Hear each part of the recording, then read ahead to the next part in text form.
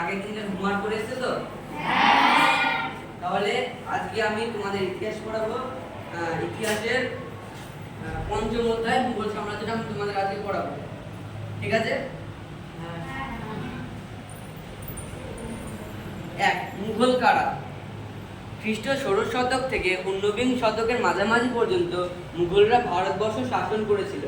অবশ্য খ্রিস্ট অষ্টাদশ শতক থেকেই তাদের ক্ষমতা অনেক কমে গিয়েছিল।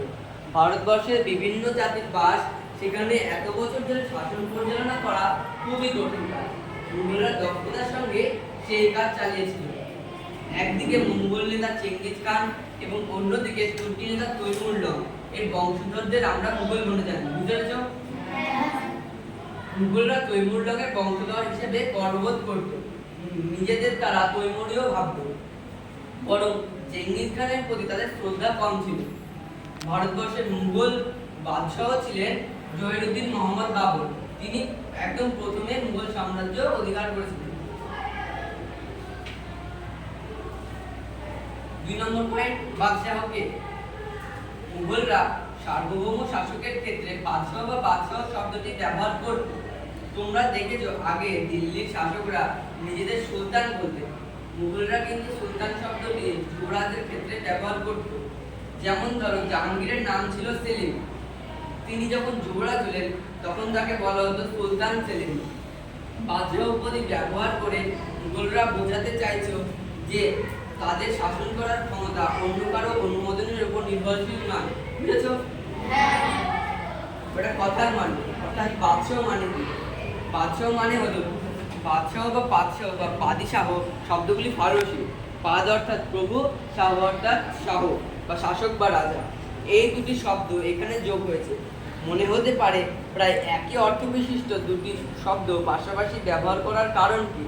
খুব শক্তিশালী শাসক বোঝাতে একসঙ্গে দুটি শব্দ ব্যবহার করা হয়। 1507 খ্রিস্টাব্দে বাবুর কাবুলে থাকার সময় বাদশাহ উপাধি নেন। সার্বভৌম শাসক। সার্বভৌম শাসক বলতে বোঝায় সর্বভূমির ওপর যার অধিপত্য। সর্বভূমি বা গোটা সাম্রাজ্যকে পৃথিবীর ওপর তো কোনো একজন মানুষের অধিপত্য থাকতে পারে না। অর্থাৎ বুঝতে হবে যার অধিপত্য একটি বিরাট অঞ্চলের উপর থাকে এবং যিনি সেখানে নিজের ক্ষমতায় শাসন করেন, তিনি সার্বভৌম শাসক। এই কথাটা শুধু সেই শাসক নিজে জানলেই হবে না, সবাই সেটা মেনে নিলে তার অধিকারটি টিকে থাকবে, বুঝেছো? 3 নম্বর পয়েন্ট, মুঘল সাম্রাজ্য স্থাপন ও বিস্তার, যুদ্ধ মৈত্রী। ভারতের মুঘল সাম্রাজ্যের স্থায়িত্ব শুধু যুদ্ধের উপরই নির্ভর করেছিল না। একদিকে ভারতবর্ষের ক্ষমতাশালী রাজনৈতিক গোষ্ঠীগুলির সঙ্গে মুঘলদের সংঘাত হয়েছিল, আবার তাদের সঙ্গে মৈত্রীও হয়েছিল।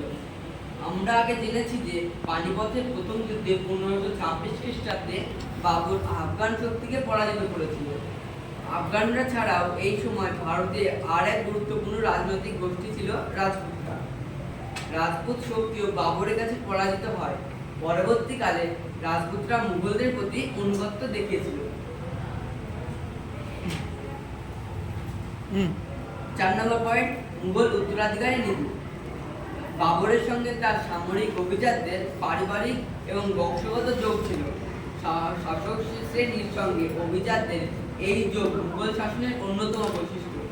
বাবরের পুত্র হুমায়ুনের আমলে 1530 থেকে 40 বা 1555 থেকে 1556 খ্রিস্টাব্দ, কিন্তু এই যোগ অনেকেই আলগা হয়ে পড়ে। তার দুঃসময়ে তার ভাইয়েরা তাকে সাহায্য করেন। তৈমুরীয় নীতি মোতাবেক উত্তরসূরদের মধ্যে যে অঞ্চল ভাগ করার প্রথা ছিল, হুমায়ুন কিন্তু তা মানেননি। বাবরও শাসক হিসেবে হুমায়ুনকে মনোনীত করে গিয়েছিল। হুমায়ুন সাম্রাজ্যের শাসনভার নিজের হাতেই রেখেছিলেন, ভাইদের কেবল কিছু অঞ্চলের দায়িত্ব দিয়েছিলেন। সরাসরি শাসনের দায়িত্ব না পাওয়ায় তারাও সাম্রাজ্যকে রক্ষা করা তাদের অনুভব করেনি। তাই শেষমেশ একজোট হয়ে আফগানদের বিরুদ্ধে মুঘল বাহিনী জয়ী হতে পারেনি। ঠিক আছে।